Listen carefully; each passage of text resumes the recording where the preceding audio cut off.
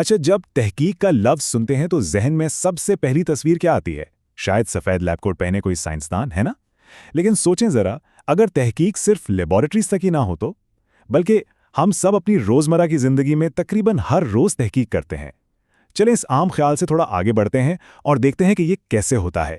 تو اس سفر میں ہم سب سے پہلے سفید لیب کوٹ والی سوچ سے آگے نکلیں گے، پھر سمجھیں گے کہ آخر تحقیق ہے کیا چیز، اس کی اہمیت کیا ہے اور ایک اچھی تحقیق میں کیا خوبیاں ہونی چاہیے، اور آخر میں دیکھیں گے کہ یہ کیسے ہمارے لیے سمجھ بوجھ کا ایک پل بنتی ہے۔ تو چلیں شروع کرتے ہیں اس ایک خیال سے جو تحقیق کا لفظ سنتے ہی فوراً ہمارے ذہن میں آتا ہے، اور دیکھتے ہیں کہ حقیقت اس سے کتنی مختلف ہے۔ ذرا ایک محقق کے بارے میں سوچیں، کیا تصویر بنتی ہے ذہن میں؟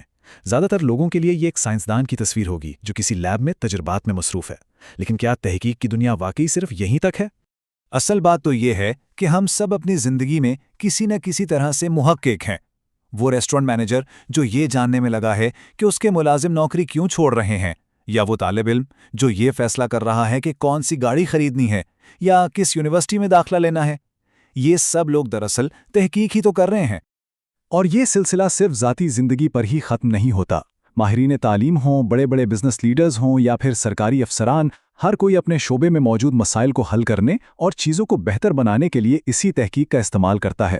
تو جب ان تمام مثالوں کو ایک ساتھ دیکھا جائے تو یہ بات صاف ہو جاتی ہے کہ تحقیق کی تعریف اس عام تصور سے کہیں زیادہ وسیع ہے۔ تو پھر سوال یہ ہے کہ تحقیق اصل میں ہے کیا؟ تحقیق کی جو سب سے خاص بات ہے نا، وہ یہ ہے کہ یہ ایک منظم یعنی سسٹمیٹک عمل ہے۔ یہ بس یوں ہی معلومات اکٹھی کر لینا نہیں ہے، بلکہ ایک خاص منصوبے کے تحت کسی خاص مسئلے کا حل ڈھونڈنا ہے۔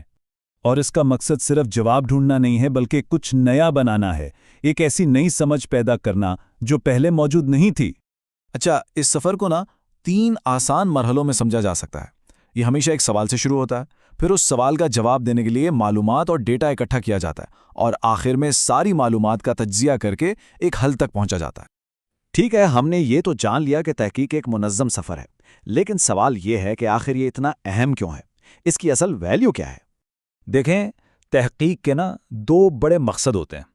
ایک طرف تو یہ ہماری روزمرہ کی زندگی کے فوری مسائل حل کرتی ہے، جیسے کسی کمپنی کی گرتی ہوئی سیلز کو کیسے بہتر کیا جائے، اور دوسری طرف یہ بڑی فکری پہیلیاں بھی سلجھاتی ہے، جیسے کائنات کیسے بنی، جس سے پوری انسانیت کے علم میں اضافہ ہوتا ہے۔ اور بات یہی ختم نہیں ہوتی۔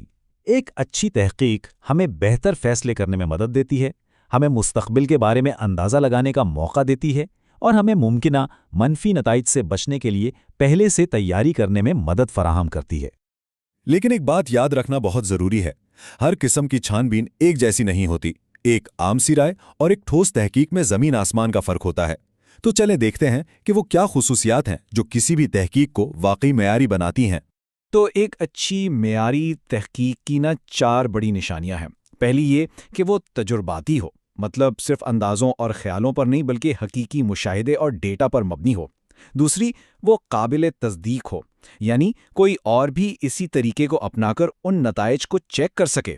تیسری، وہ موضوعی ہو، مطلب حقائق پر مبنی ہو، تحقیق کرنے والے کی ذاتی پسند یا ناپسند پر نہیں۔ اور چوتھی، وہ مجموعی ہو، یعنی وہ پہلے سے موجود علم کو بنیاد بنا کر اسے آگے بڑھائے۔ تو ان سب باتوں کا خلاصہ کیا ہے؟ تحقیق کا اصل مقصد، اس کا جوہر، وہ کیا چیز ہے؟ تحقیق تجسس اور سمجھ کے درمیان ایک پل ہے۔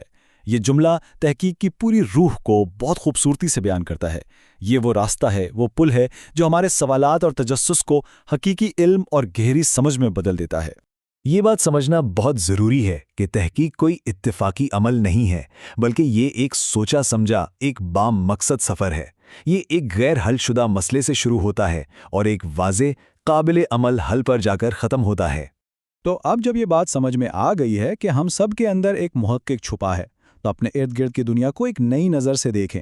ہر طرف ایسے سوالات اور مسائل بکھرے پڑے ہیں جن کا حل ڈھونڈا جا سکتا ہے۔ تو اب سوال یہ ہے کہ وہ پہلا کون سا مسئلہ ہے جسے حل کرنے کا خیال ذہن میں آتا ہے؟